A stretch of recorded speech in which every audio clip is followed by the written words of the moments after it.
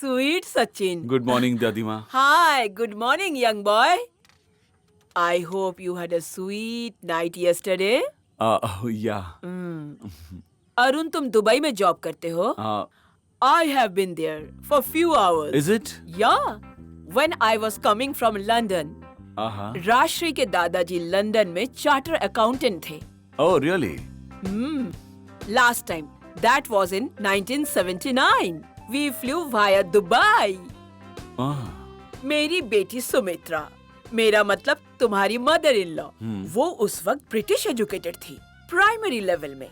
उस समय उसके पिताजी को गांव में परेशानी हो गई, इसलिए जॉब छोड़कर यहाँ जंगल में बस गए. उस समय टाइपराइटिंग सीखने जाती थी सुमित्रा, तो पोस्ट ऑफिस में काम करने वाले गोपाल नायर के साथ वो प्यार कर बैठी. दोनों में बहुत प्यार हो गया और वहीं से शुरू हुआ disaster. You like this place? Old house. आपका ब्रेकफास्ट तैयार है दादी. लुक, मुझे वैसे भी इडली डोसा खाना बिल्कुल पसंद नहीं. मुझे तो ब्रेकफास्ट में कॉर्नफ्लेक्स चाहिए, दोपहर में 2 चपाती विद 1 प्लेट चिकन, डिनर में सूप एंड वेजिटेबल. मुझे तो इस मेनू की आदत है. और मेरी आदत खत्म ना हो इसलिए मैं हमेशा भगवान की प्रार्थना करती हूँ. Okay, see you. Okay, bye. कहाँ है तुम्हारे मामा के फौजी? वो लोग तो कल रात को ही चले गए. हाँ?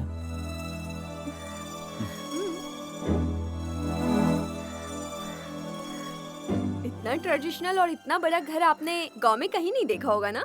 Yes, yes. What a huge house. इसे तोड़कर रिनोवेट करेंगे या बेचेंगे, अब ये मम्मी और मामा मिलकर डिसाइड करेंगे. इसे बेचने जा रहे ये हैं? पुश्तैनी प्रॉपर्टी है ना, इसलिए माँ इसे मेरी शादी के पहले नहीं बेचना चाहती थी. पापा चाहते थे कि मेरी शादी एक डॉक्टर से हो, लेकिन अब सारी प्रॉब्लम सॉल्व हो चुकी है. माँ ने कागजात पर साइन कर दिया है. अगर इसे बेचेंगे तो एक शेयर हमारा भी होगा. 22 एकड़ में से 1 एकड़ भी मिल गया तो बहुत है. थोड़ा तो फायदा होगा ना? थोड़ा ही फायदा होगा का मतलब? माँ बता रही थी लगभग 3 या 3.5 लाख मिलेगा. हाँ? ब्रेकफास्ट के टाइम मम्मी पापा आपसे मिलना चाह रहे थे. मुझे ऐसा लगता है कि पापा आपको कुछ देने वाले थे.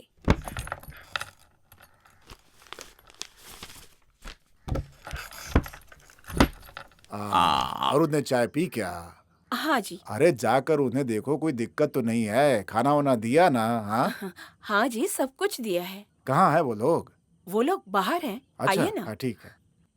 ये देखो, ये छोटे पापा हैं और ये मैं हूँ. हाँ. बैठो. राजश्री, दादी माँ को बुलाओ, जरा उन्हें भी अच्छा लगे. क्यों? हाँ जी, मैं भी यही चाहती हूँ. देखो अरुण, तुम अच्छे घर से हो, इसलिए शादी से पहले मैंने कुछ भी पूछताछ नहीं की. लेकिन आप लोग कुछ बोले ना बोले, हम तो सोचेंगे. क्या बोलती हो? हाँ जी, सही बोले. दादी थोड़ा आराम से. हाँ तो सुनो, गांव के बाहर 10 एकड़ की जमीन है.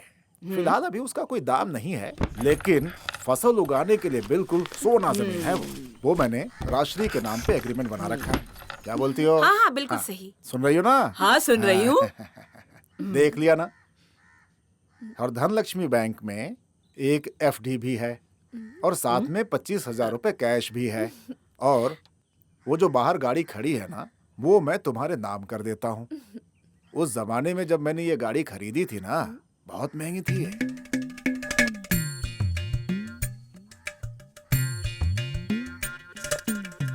राजश्री को अपने साथ दुबई लेकर के जाओगे ना तुम? हाँ, वहाँ कुछ फॉर्मेलिटीज करनी पड़ेंगी. अच्छा, एक बात सुनो, मैं इस जिले को छोड़कर कभी भी बाहर नहीं गया. अब अगर तुम पीछे पड़ जाओगे ना, तो हम दोनों वहाँ पे आएंगे तुम्हारे पास, दुबई घूमने. वो क्यों? अरे वो दुबई में शॉपिंग फेस्टिवल है ना, उसके लिए मुझे वीजा चाहिए. ग्लोबल विलेज का है ना. I will definitely come. या अरुण सुनिए, आप खुश तो है ना?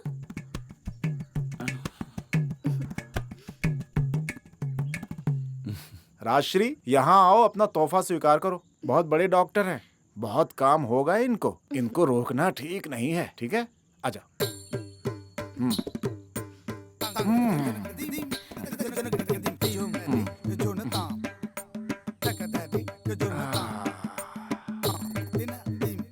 हेलो।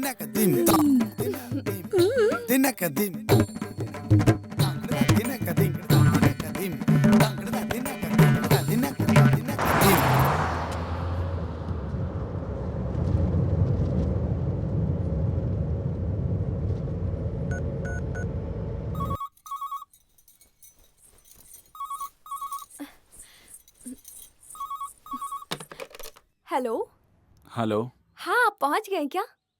अरुण का फोन है, कह रहे हैं पहुंच गए। माँ से बात कर रही हो? हाँ, वैसे अरुण, आप आज पापा से पैसा लेना भूल गए ना? मैं भूला नहीं हूँ। उस पैसे से तुम एक आइसक्रीम लेकर खा लो। सिर्फ तुम ही नहीं, तुम्हारी मम्मी, पापा और तुम्हारे जो मामा है ना, मैनेजर नारायणन, उन्हें भी खिला दो। मेरे पापा ने ठीक कहा था। क्या? अरुण बहुत ईमानदार है, इसलिए वो दहेज में कुछ भी नहीं लेगा। अरे तुम समझ गई ना? मैं तुम्हें नहीं समझूंगी तो और कौन समझेगा? माँ नहीं है वहाँ? हाँ, अभी देती हूँ, रुको। अच्छे से पहुंच गए हो ना? हाँ माँ। राश्री को तुम यहाँ से जरा जल्दी लेकर जाना बेटा। इस मामले में बिल्कुल भी देर मत करना। हाँ, देखता हूँ। तुम उसे पसंद नहीं करते हो क्या? माँ, तुम्हें पसंद है ना? अगर मैं सच कहूँ तो उसके दिल में कोई भी छल कपट नहीं है। बहुत ही मासूम लड़की है, हमेशा हंसती रहती है। इतना काफी है।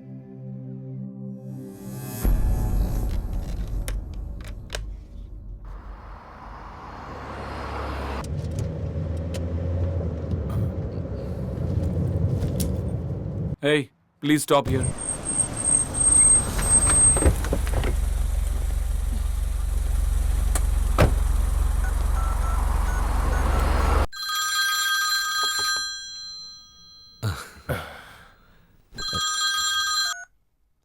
बशीर, तुम फ्लैट में हो ना? मेरे पास चाबी नहीं है। यार क्या ना, एक प्रॉब्लम है। मेरी बीवी और बच्चे गांव से जल्दी आ गए। तुम शादी में बिजी थे, इसलिए तुम्हें बुला के तकलीफ नहीं देना चाहता था। फिलहाल तू कोई और जगह देख लेना। बशीर, इस तरह अचानक से बोलोगे तो। सॉरी यार, ये फ्लैट उसके बाप की वजह से ही मिला है। उन लोगों को बिना बताए मैंने पॉकेट मनी के लिए ये रूम मैंने किसी और के साथ शेयर किया था। अगर उन्हें पता चल गया ना तो बवाल हो जाएगा।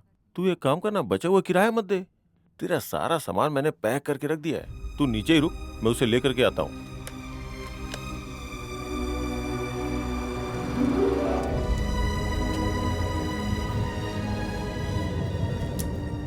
हे, प्लीज स्टॉप 2 BHK फ्लैट, नहीं तो 1 रूम किचन, कुछ भी चलेगा।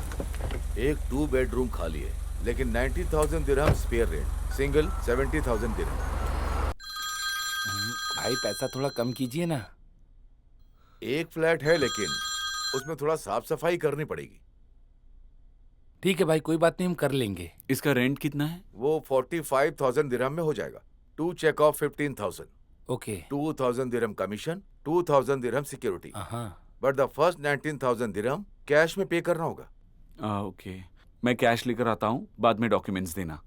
तुम यहीं वेट करो, मैं ATM तक जाकर आता हूँ।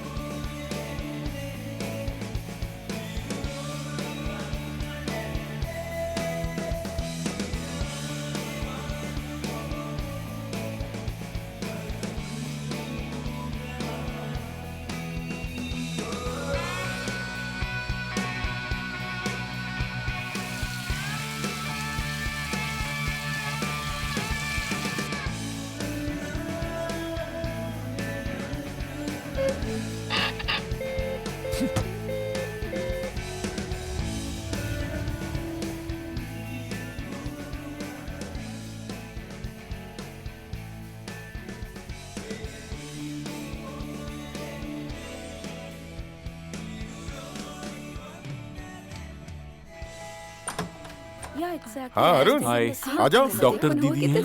अरे सावित्री, यस, अरुण आया है। मुझे भी बहुत पसंद है। अच्छा, तुम इतने दिन से कहाँ थी? दिखाई नहीं अरुण, दे रही थी। अरे हाँ, वो एक छोटा सा get together. Come on, join us. मेरे भाई की नो शादी। Carry on, I will come some other time. Thank you so much. Okay. Savitri, जरा इधर आना। I am coming. इसे उस कमरे में रख दो। चंद्रा भाई सामान अच्छे से रख दिया ना? सब अच्छे से रखवा दिया है। आइए आइए। आइए आइए। वेनु भाई आप कहाँ से हैं? कैंप में बहुत सारे मेहमान हैं बेटा, हमारी बहुत बड़ी फैमिली है ना बेटा।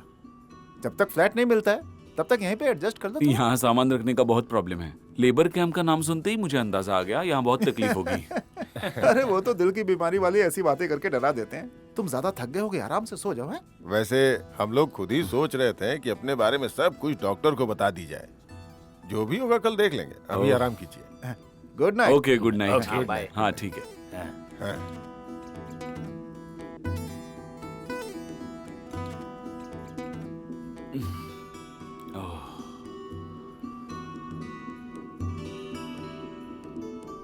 बेनू भाई, हम उस दिन इसी डॉक्टर से बुर्ज खलीफा बिल्डिंग में मिलने गए थे। अरे लेकिन उस दिन वो ऑपरेशन थिएटर में बहुत बिजी था ना भाई। भले ही हम सब तकलीफ में रहे, लेकिन मेहमान को तो अच्छे से सोने दो। ऐसे लगता है पहले तुम बुर्ज खलीफा में सोते थे। चुपचाप सो जाओ। दुनिया की सबसे बड़ी बिल्डिंग के नीचे से गुजरना ही हम लोगों के लिए बड़ी बात है ना बेनू भाई? अब देखो, कुछ गलत मत सोचना भाई। इतने बड़े फ्लैट में रहने वाला आदमी अगर अचानक 1-2 दिन के लिए हमारे पास आ जाए ना, तो मतलब ये कि वो हमें कहीं ना कहीं अपना समझता है। नहीं तो वो किसी होटल में रूम लेकर के भी रुक सकता था। क्यों? अब किसी होटल में रुकना उसके लिए कोई बहुत बड़ी बात तो है ना भाई। वो तो ठीक है, फिर भी आप चाहे कुछ भी कहें, लेबर कैंप में आकर सुना उसकी किस्मत में था। सुबह जल्दी उठना है, सो जाओ।